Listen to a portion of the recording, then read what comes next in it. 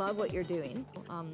You know, I know Brett also cares deeply about what's going on with the war and with the military, and I'd be happy to partner with him on it. This is investing with a social conscience. It is. And you're showing that we can make money doing that. Yeah. I believe you'll make a lot of money doing it. I would like to share that I hit my break-even analysis in the first 4 weeks. I like to make money. $75,000 for 15%. If everybody wants in, or just Darlene, I don't care. But I'll take the deal that you've proposed. Well, you know that we're huge fans of the show, and that is just one of the reasons. Sometimes you hear someone that has just such a great business idea on all levels, and the Dragon's Den becomes a very happy place. Brett Wilson joining us, entrepreneur, philanthropist, and one of the Dragons. How are you, Dragon? Hi, Brett. Nice to see you, man. It's a great day. It's a sunny day, as close as it gets. I was going to say in sunny-ish. Vancouver. I'm loving it. Yeah. Now, this woman's story is so powerful, and what a strong woman. The minute, you know, a lot of people do their, you know, come in to do their thing, and they're funny with you guys. She just stood her ground, had a concept, presented it to you guys, and it's such an amazing thing. Tell us a little bit more about her. Well, she walked into the den. She had a one of those placards and nothing else. She had a poster, and that was it. And she told her story, but she told her story in a way that you understood it. It didn't take long. Well, actually, Kevin never did get it, but for those of us, who Kevin really didn't get it. He thinks it was goofy. I mean, and he thought the economics were spurious. I think I'll get back my investment annually. That's not a bad investment. I don't care who you are, but that's a great investment. But basically, since we did the show back in May, Barb has managed to get another perfume. So the one that she came on the show was the Afghan Orange Blossom. Now we've got the Noble Rose of Afghan. We've also got Vetiver coming out of Haiti, so we've got multiple products. And the Bay has picked us up across Canada.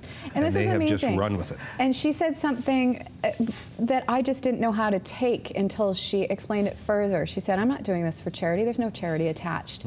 But she is doing so much for people with this product and making money. Well, you take the simple math. A liter of that oil, roughly this size, is worth $40,000.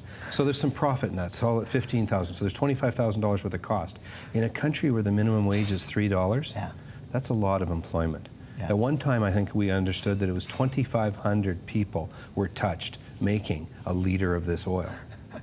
That's real employment. And again, there's nothing charitable about it. It might be socially responsible, which I buy and love and get, but it's not charity. And that's what Kevin didn't get. He doesn't understand that at all. Well, and the product's got to be great as well. And you guys all raved about the scent itself, the actual perfume, and the quality and the vibrancy of the scent. I might have given out more than 100 bottles at Christmas this year.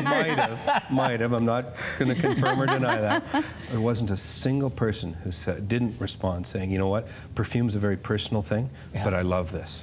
Well, it was amazing how we found a scent that works. You guys are obviously, I mean, the Dragons, the reason you're there, you guys are great business people. You have experience, you understand what it takes to make money and have successful business.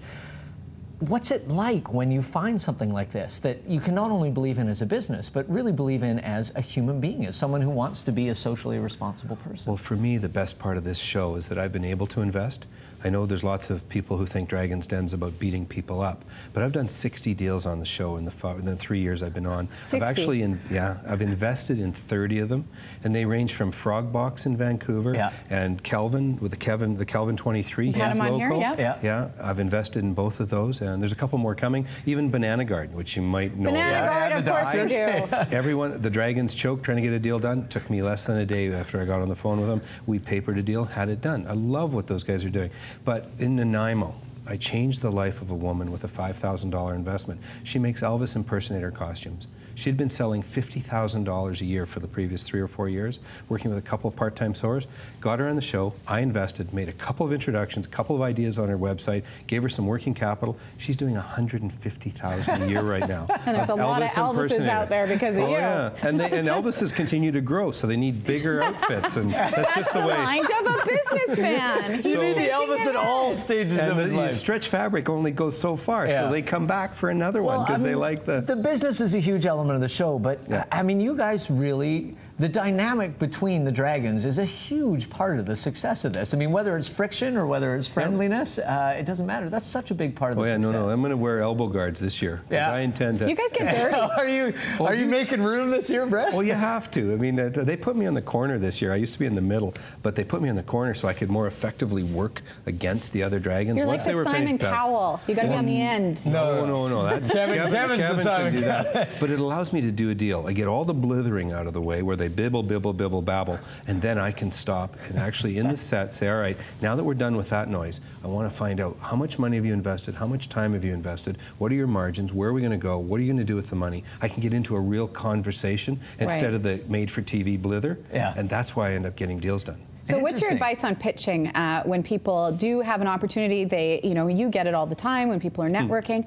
How should they approach somebody like you with an idea without making an ass out of themselves? We get pitched a lot. I mean, I've looked at 700 deals on Dragon's Den since I started, and we must get 20 a day right now, people saying, could you look at it? But I guess the core messaging in terms of people going to pitches to people who finance pitches, is to keep it simple. I always say 1 page max. And they say, oh no, I've got a 60-page business plan. I said, okay, now take that 60-page business plan, condense it down to 1 page, or send me the 60 pages, but know that I'm only reading the first page. So it better be good. So you can print it. If it's just the cover page, then you're gone. Well, and this ties back into Barb's presentation and her whole business. She came in and it was a very simple presentation, but so effective. Exactly. So it goes back to KISS, keep it simple, stupid.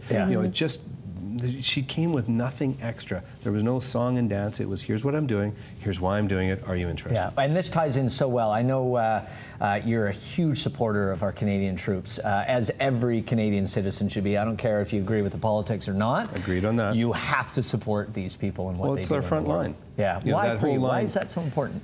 Well, 2 of my mother's brothers served in the military, and I heard stories as a kid about one of my uncles was trapped in a house in Italy for 3 months, and came out alive but barely. And so stories that are sort of legend in the family. And I'm sure that story got better as it was told, but still, it resonates. And I was over in Afghanistan in the fall. I saw a country that has hope. I fell in love with the person. I met the guy who makes the oil. He came in to pitch me on expanding his business. So I'm now financing in Afghanistan the guy that makes the oil that feeds our perfume business. It's all coming together. And I did that because of Barb and CETA, the Canadian government. But anyway, big picture, I've been backing military type events, if you will, or in this case, military families. Whether you believe in war or not, we don't need that debate.